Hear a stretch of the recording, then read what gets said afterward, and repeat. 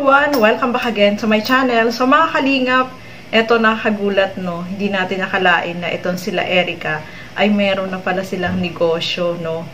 So nakakatuwa lang po na malaman natin na yung ibinibigay sa kanila na pera ay nag-isip sila ng yung mayroong papasok na pera sa kanila na makakatulong sa kanilang pangangailangan sa araw-araw. So eto panoorin po natin mga kalingap.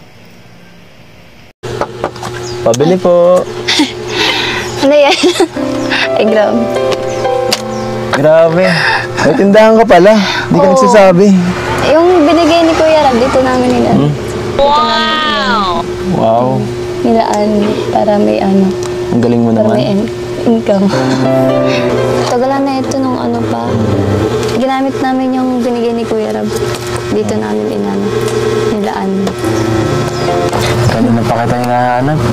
Dito ka lang pala. Oo, ako nagbantay. May ginagawa kasi sila, tita.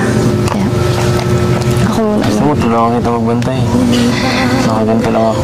Pwede naman. Ako dito sa labas. Ibang bantayan, nasa labas kayo. Oo. Ako lang. Okay lang. Kung sa'yo Bantay ka dyan. Sa labas. Kulitin lang kita dito sa tindahan. Ako ang regular customer. Ay, no. Regular customer. Pautangin mo nga ako. Bawal utang Bawal dito. utang. Grabe ka. Kahit ako bawal. Bawal. Bawal yun. Baka kasi takbuhan mo, di ka nagbubayad.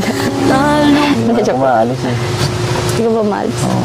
Habang buhay naman ako dito. muhay Libre lang dapat. Libre. Grabe, ang ganda naman ang tindera dito. Pag ganito nun ako, lagi na ako lang dito sa tindahan niyo. di magsasawa Mamaya nasa loob na ako. Namasok. Trespassing. di magbabago Maghapon na ako nakaganito. maghahanap Subukan lang itong tinda mo. Susubukan ka ng tinda ko. So ayun mga kalingap, nakakatuwa no. Etong sila Erica ay meron palang tindahan. So yung ibinigay na pera ni Kalingap Rob na natatanggap nila is yun ang ginawa nilang puhunan para dun sa tindahan nila. So maganda yon, meron silang income, no? May income sila para tuloy-tuloy yung pagpasok ng pera sa kanila kaysa naman itago lang nila. So maganda na yon, palaguin nila yung negosyo nila, dagdagan nila, padamihin palalo para mas malaki yung kikitain nila dun sa kanilang tindahan. So maganda yung naisip nila no mga kalingap. Kaya nakakagulat lang na meron palang tindahan itong sila Erica, o di ba? So maganda po 'yon, malaking tulong 'yun para sa kanila dahil meron silang income na pwedeng makatulong sa kanila no. Kasi yung mga blessing na natatanggap nila is talagang ayaw nilang maubos lang ng basta-basta, kaya pinuhunan nila sa sari-sari store no mga kalingap. Maaari bang malaman ko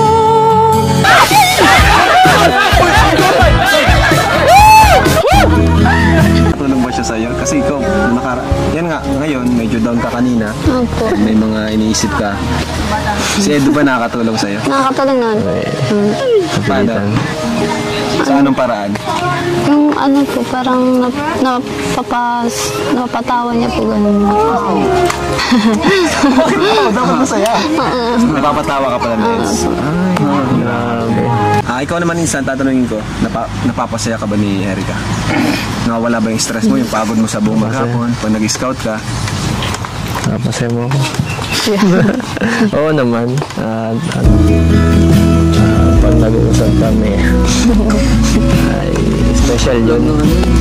Special yung mga moment na nakakatuwa. Pag natambay minsan sa labas, pag nasundo. Ay! So, grabe yun, at yun. So, ibig sabihin, hindi lang sa vlog, nakikita pala sila. Ibig sabihin, Insan Eds, tuloy-tuloy yung paghatid sundo mo sa kanya. Parang nangyari. Erika, malaking tulong ba yung paghatid sundo niya sa'yo? Kasi malayo yung school mo eh. Opo.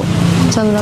Kasi po sa mga sasakyan pa lang po nakakapagod po. Nakakapagod. Tsaka po ang layo po, tapos ang po ng oras, parang sayang po Sayang sa oras. Sayang po sa... Nakakarating naman siya on time o naghihintay ka? Ano po, naman siya, on time naman po yan. Time, grabe. Ay, paano niya nagagawa yung bro na staff? Kasama natin ito minsan. Tapos minsan na-scout yung vlog. Ibang klase si Edsa. On time naman Nakalasa pala. talaga, hindi nakaalam. Kahit may mga nanira sa kanya, yung feeling mo ba naapektuhan sa kanya? O hindi? Iba na po. Ano? Siyempre, kung ano yung ngayon, yun ang mahalaga. Alam mo, napakaganda nung sinabi ni Eds na wala siyang pakialam sa nakaraan. Kung ano yung ngayon, yun yung mahalaga. At eto pa mga Kalingap, yung nagulat tayo dito sa inamin ni Kalingap Edo na talagang hatid sundo niya itong si Erika sa sa school, no, mga Kalingap. So nakakatuwa naman po, no, talagang si Kalingap Edo ay merong pagtingin kay Erika, mga Kalingap. So maganda yan para makilala nila mas lalo yung isa't isa. So maganda naman talaga yung nagsisimula sa pagkakaibigan para nakikilala nila yung isa't isa. At ang nakakatuwa dito, mga Kalingap, yung sinabi ni Kalingap Edo about dito kay Erika na hindi mahalaga yung nakaraan niya, ang mahalaga ay yung ngayon. So, di ba, mapapahanga ka dito kay Kalingap Edo, no?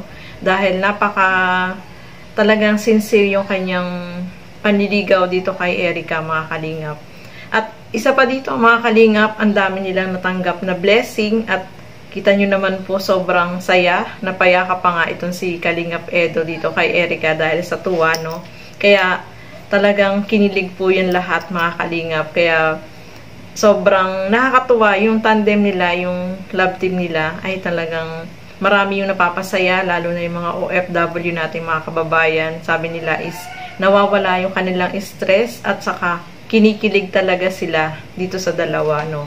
So nakakatuwa lang panoorin sila, mga Kalingap, at marami po yung nag-i-enjoy, no, sa panonood sa kanila.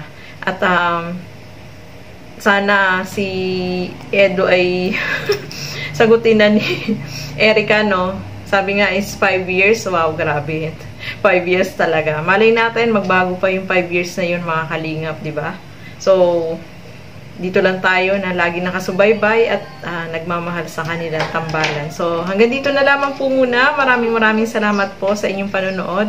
At lagi nating suportahan Bal Santos Matubang, Kalingap Rob, at Edna Vlogs, at yung aking YouTube channel, Gantang Emmy. Sa mga hindi pa po nakapag-subscribe, please subscribe and please hit the notification bell para lagi po kayong updated sa aking mga ina-upload na mga reaction video. Maraming salamat po at hanggang sa muli. Bye-bye!